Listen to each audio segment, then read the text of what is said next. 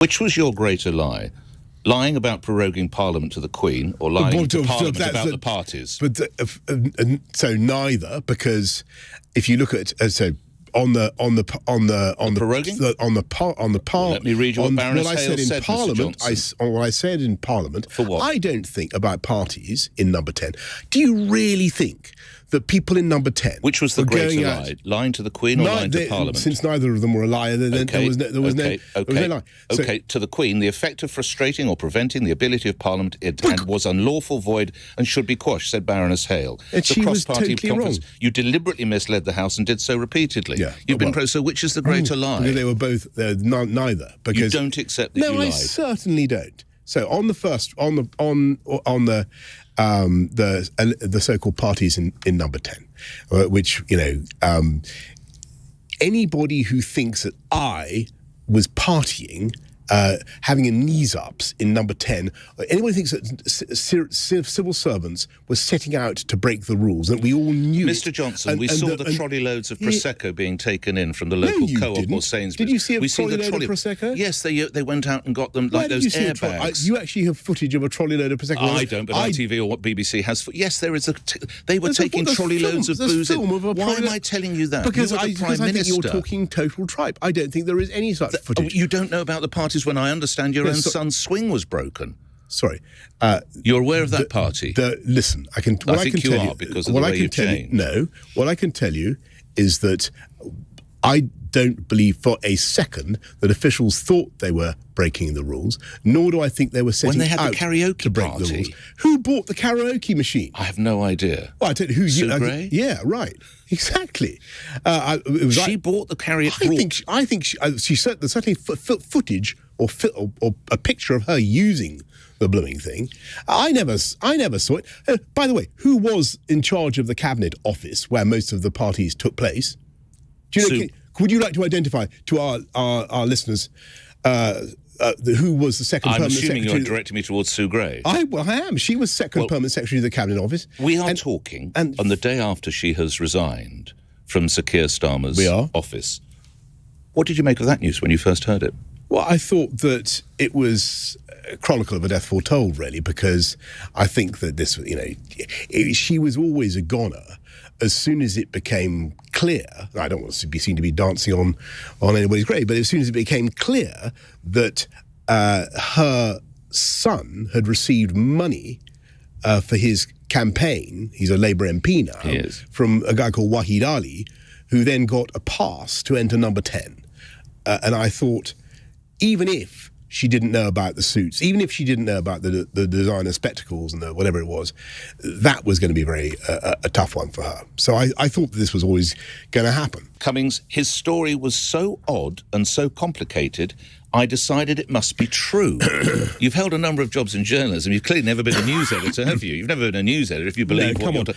You're the Prime Minister. How often his story is so odd and so complicated. It must be true. But how often have you made that judgment on as a news editor, or was when you were running the great Ferrari's Newswire news agency? Yeah. You must. No, there are some normally stories. If it's not true. You're not a copper, are you? No, some stories. Again, it's judgment. Again, isn't some stories have there's something so weird about them, you decide there's no alternative, but I think they must be true. Now, I then did subsequently learn other things that caused me to question that. You don't believe him now, do you? Look, I mean, do you believe him now? It's irrelevant. No, it's not. Do you believe his story about Barnard Castle now? No, I don't really know, because I think it turned out that it was, it was one of his family's birthday that day and blah blah fish cakes. But that's. So you were duped. Look, I think that people have different strengths at different times in government, so some of the people that you've just mentioned, I can't remember who they were. Rishi Sunak, Chris Pincher, and Dominic Cummings. So during the homicidal Brexit, maniacs, during the Brexit period when we had to get the right exit from the EU, they were very solid. And we had a very tough time. All right. And so you mentioned the prorogation judgment where you said that I'd misled the Queen. I didn't. Baroness Hale did. No, well, okay. Slightly more important than a radio presenter. Baroness Hale. You want it again? The effect of frustrating or preventing the ability of Parliament, it is unlawful, void, and should be quashed. Well, I think she was talking total twaddle, and you will discover that in the pages of Unleashed. Because what she said is very, very important.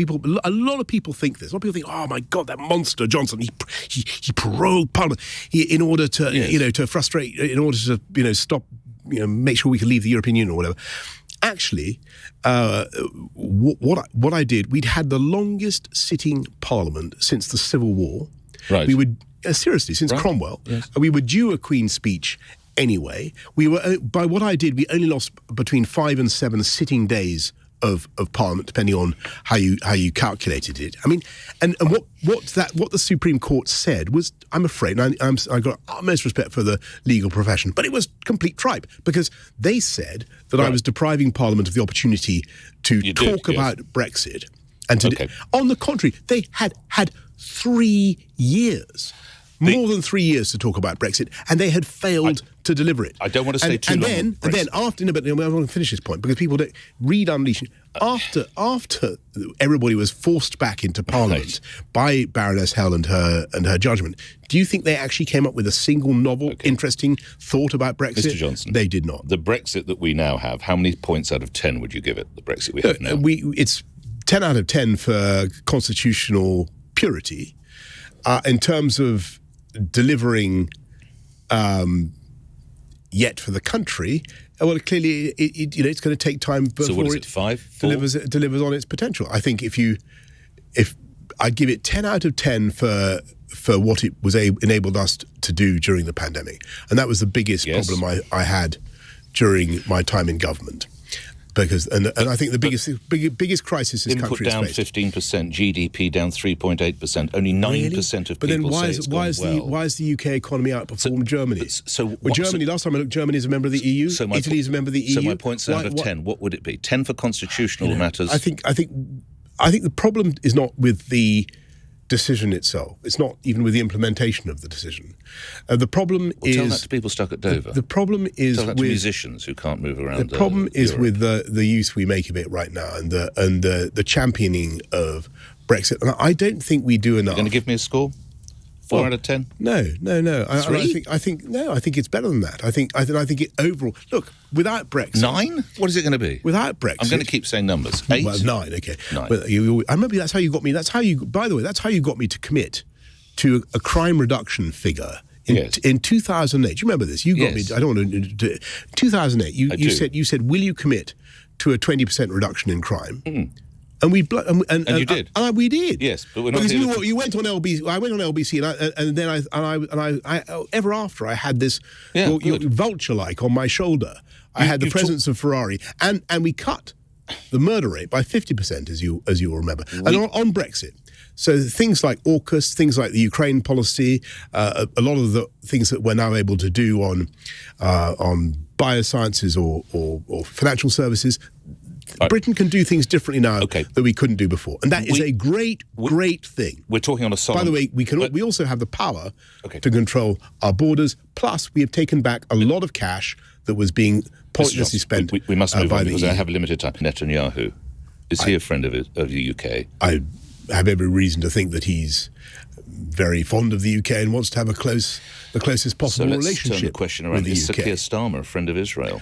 Look, I was going to go on to that because I think that is there is a problem now, which is that Israel is going through a very difficult time when, as I say, there are groups of people funded by Tehran who actively want to wipe Israel off the map, and whatever your personal views about any Israeli politician, I think Israel has a right to defend itself and protect itself. Would you have allowed certain arms licenses to have been?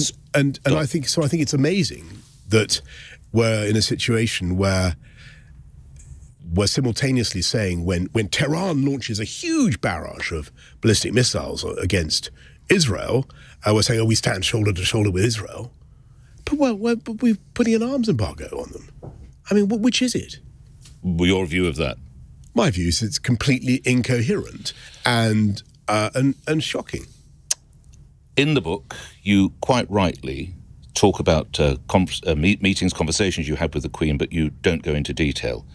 But you did disclose the condition that took her life. Yes. Why? Well, no, the publishers went through a lot of agony about this, and it was only put in kept in because it was already in the public domain. And that she had bone cancer? And this was already something that had been put in the public domain by I'm afraid, an authority even closer to the royals than I am myself. All right. Staying with royal matters, you say that you had a conversation with Prince Harry in an attempt to try and dissuade him from leaving the country. Yes, it was a moment of epic pomposity by me. So basically, I think, so I get Harry in it. So it's the Africa summit.